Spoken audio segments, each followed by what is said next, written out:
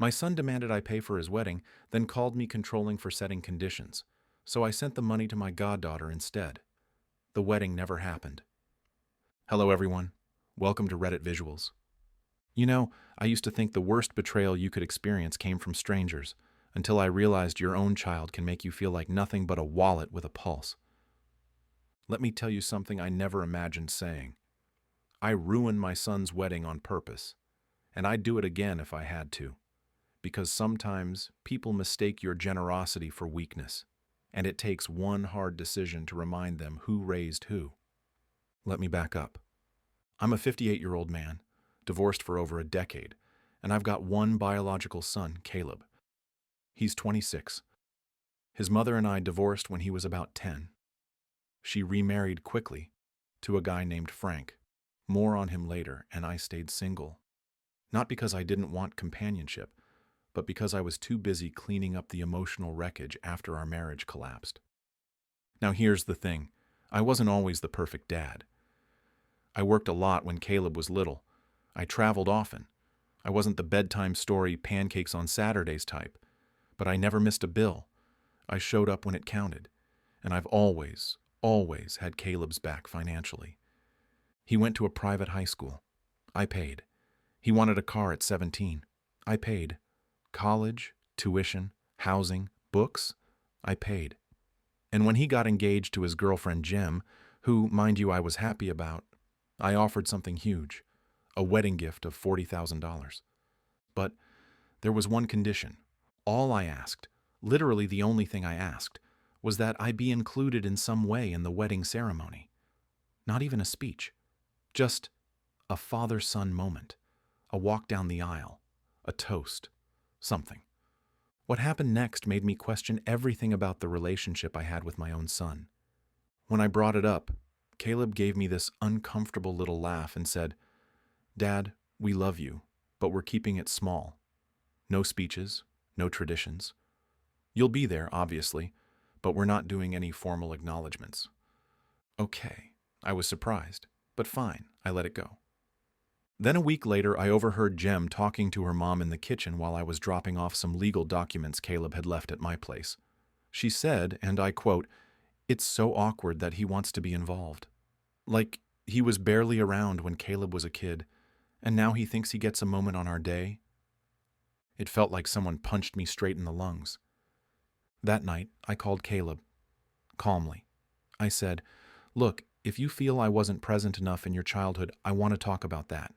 But if you truly believe I'm not important enough to be acknowledged at your wedding, then maybe I shouldn't be paying for it."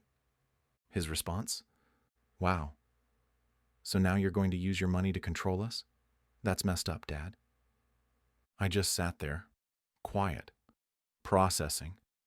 The next day, he sent me a Venmo request for $40,000. No joke, just a cold little request with the message, "wedding costs."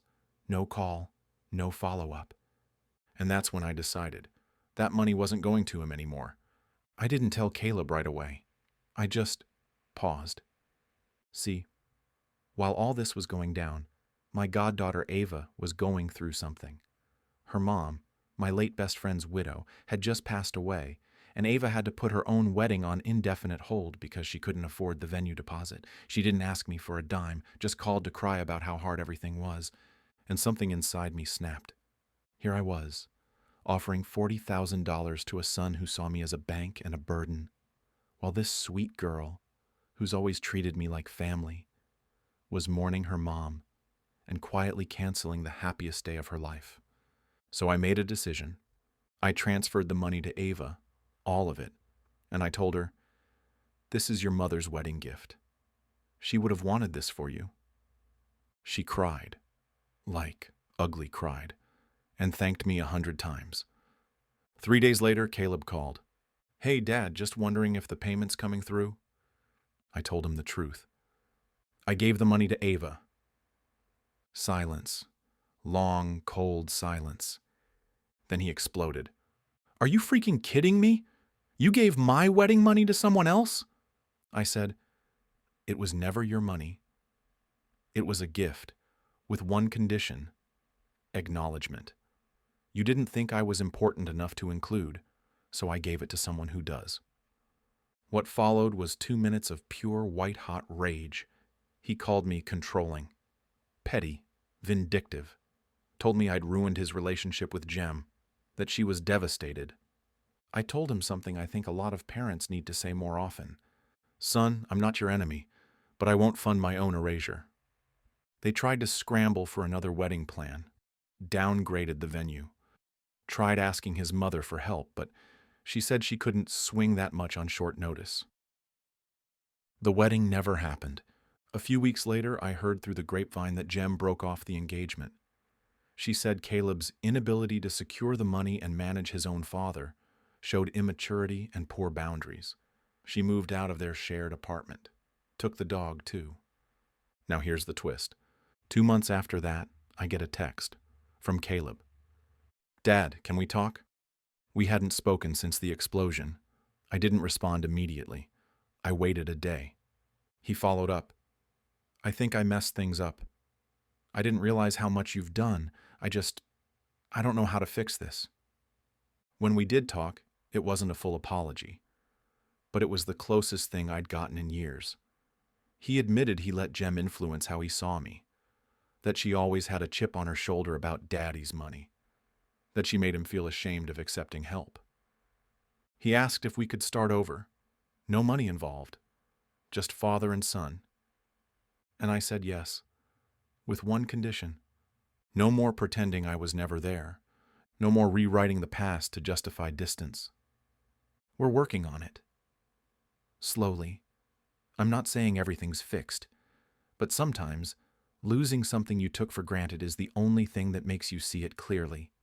So, was I the a-hole for taking back the wedding money and giving it to my goddaughter instead? Would you have done the same?